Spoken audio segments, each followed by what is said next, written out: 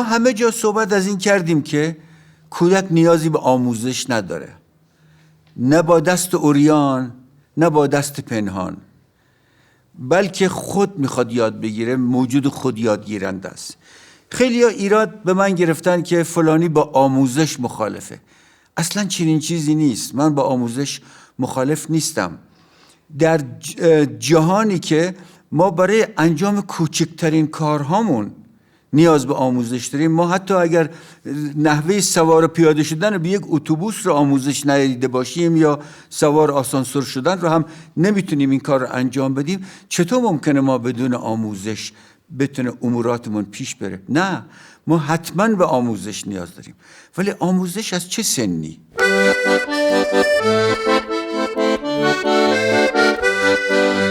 سن کودکی تا 12 ساله و در این مدت کمترین میزان آموزش باید صورت بگیره و اون آموزش هم فقط و فقط زمانی است که خواست خود کودک باشه. یعنی کودک اصرار به این داشته باشه که ما چیزی رو به اون آموزش بدیم. چرا که ذات کودک اصلا یک ذات خودیادگیرنده است. او از طریق بازی آزاد، از طریق بازی ساختار نیافته، بازی که خودش تعریف کرده باشه. منظور ما از ساختار نیافته این که شکل و شمایل رسمی نداشته باشه، مثل بازی فوتبال یا مثل بازی شطرنج که قواعدش از پیش دیگران نوشتن، بلکه بازی که خود کودک به تنهایی یا در تعامل با کودکان دیگه متر و معیارهاش رو تعیین میکنن. از طریق بازی اموراتش پیش میبره و در جریان این بازی همه اون چیزهایی رو که لازم داره یاد میگیره. او اصلا آموزش رو پس میزنه. اما بعد از 12 سال، بعد از اینکه کودک وارد دوره نوجوانی میشه، اون وقت البته زمان آموزشه. منتها در اونجا هم دوباره نظام آموزش ما به خطا میره. یعنی باز هم آموزش تحمیلی است. باز هم آموزش یه متونی است که همه نوجوان‌ها بایستی به یکسان اونها رو بگذارن. همه باید یه درس فیزیک بگذارن، یه درس شیمی بگذارن، زبان خارجی یاد بگیرن و غیره و غیره. در حالی که آموزش در اون مرحله هم باز دوباره باید بر اساس علایق نوجوان باشه. بگذاریم از اینکه اصولاً امروز آموزش به شیوه سنتی خودش حتی در رده‌های بالاتر در دانشگاه هم مورد سؤاله. چه معنا داره که یه دانشجو وارد دانشکده بشه، 25 واحد شیمی بگذارنه، 10 واحد زبان فلان، 15 واحد درس فلان؟ دانشجو باید بیاد تو دانشگاه ببینه برای منظوری که خودش میخواد به چه دروسی نیاز داره و اون دروس رو بره پیگیری کنه، سر اون کلاس ها بشینه، اون درس ها رو بگیره. و الا همه ما از دانشگاه فارغ التحصیل شدیم، 140 واحد 150 واحد بیشتر درس گرفتیم. چقدر از اون درس ها رو ما امروز میدونیم یا اصلا حاضریم به اونها برگردیم؟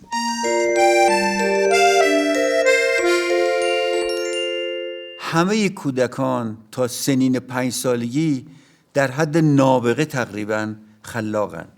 این خلاقیت اونها به مقدار بسیار زیاد مرهون قدرت تخیل اونهاست. اونها موجودات به شدت هوشمندند. در واقع در مرحله کودکی هوشمندتر از هر وقت دیگری در زندگیشون هستند. کودکان هوشمندترین آدم‌های روی کره هستند.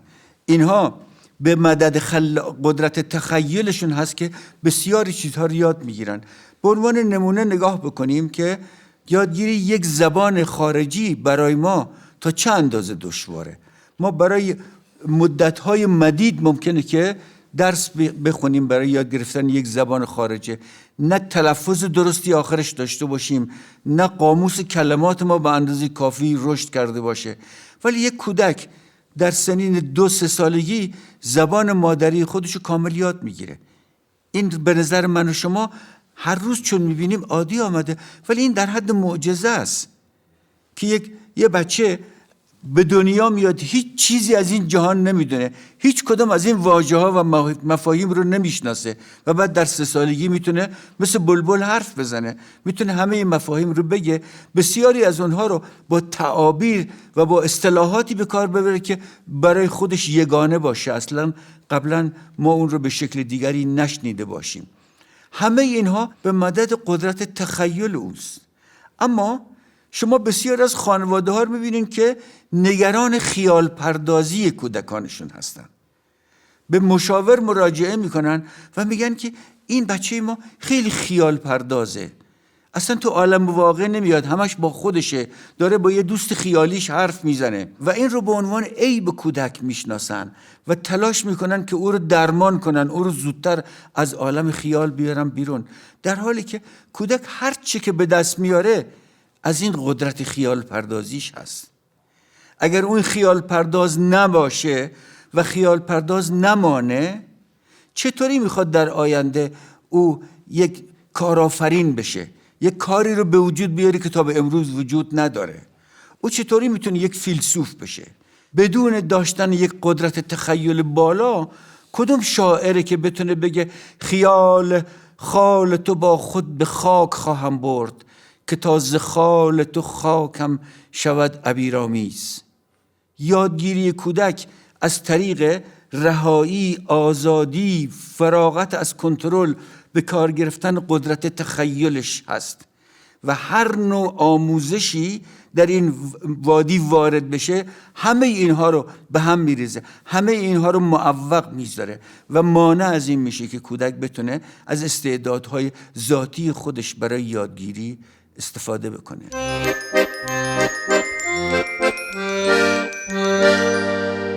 یکی از خطاهای فاحش نظام آموزش اینه که برای کودکان طراحی شیوه‌هایی از تربیت و آموزش پیش میگیره که مبتنی بر ارزشیابی و به اصطلاح دامن زدن به رقابته. دامن زدن به رقابت در کودکان تو مرحله کودکی یه امر کاملا مخربی است، چرا که کودک اصلا یک ذات رقابت کننده نداره. او میخواد که خودش رو تحقق ببخشه و بنابراین هر نوع رقابتی او رو از این که به سمت علایق خودش بره باز میداره. ولی متاسفانه مدرسه تمام هم و غمش بر نمره، بر رتبه، بر جایزه، بر مسابقه و رقابت هست. همه اینها برای پیشبرد رشد کودک مخرب هستند.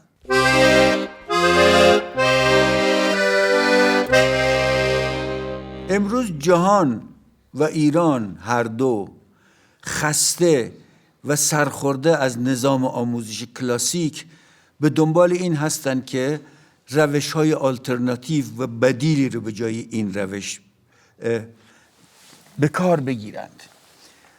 شیوه‌های مختلفی هست دیگه، بعضی‌هاشو شما اسمشون شنیدین، شیوه والدورف، مونتسوری، رژیو، همه اینا هستن. یکی از اینا مدرسه طبیعته.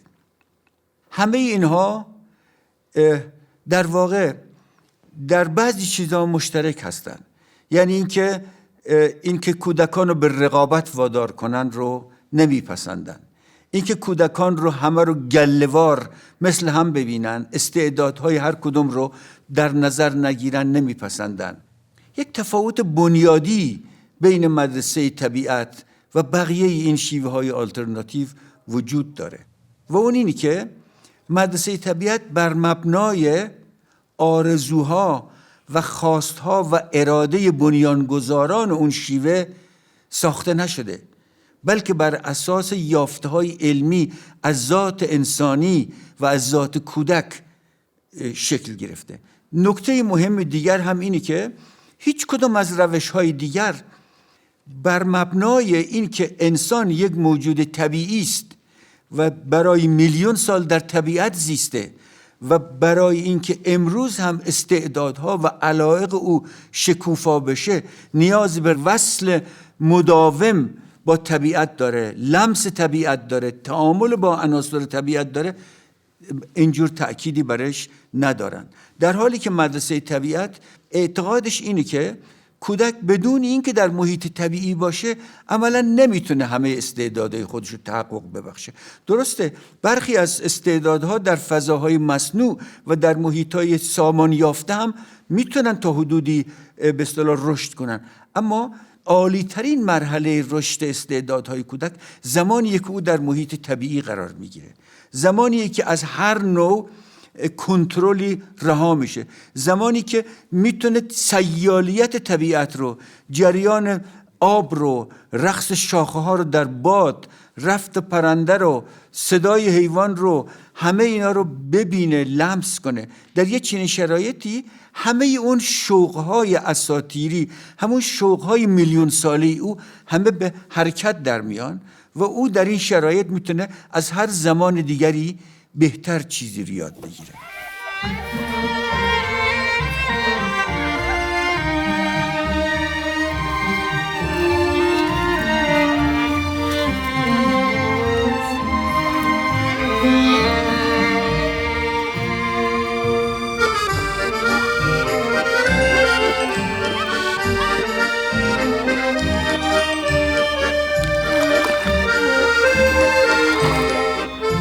وقتی ما از زیستگاه به عنوان بهترین جا برای یادگیری کودک صحبت میکنیم، در واقع زیستگاه کجاست؟ زیستگاه جایی هست که همه چیز سیاله، هیچ چیز برنامه ریزی شده منظم درش وجود نداره. کودک هر لحظه با یک شرایطی روبروست. یک لحظه حیوان عصبانیه، سگ عصبانی است و او باید ازش پرهیز کنه. یک لحظه دیگه سگ مهربانه و او میتونه نازش کنه. یک لحظه باد میاد سرده و او باید خودشو بپوشونه، آفتاب میشه و گرم میشه، میتونه بدون لباس فعالیت کنه. یعنی شرایط غیر قابل پیش بینی، سیال و متحول که در طبیعت پیش میاد، بهترین شرایطی هست که کودک در اون میتونه یاد بگیره، تجربه کنه همه چیزهای مختلف رو. درست برعکس مدرسه کلاسیک که کلاس نور ثابت داره، صندلی ثابت داره، جایگاه هر کودک ثابته، فاصله او تا تخته ثابته، حتی تون صدای معلم همواره ثابته. بنابراین اینجا بدترین جایی ممکن هست برای یادگیری.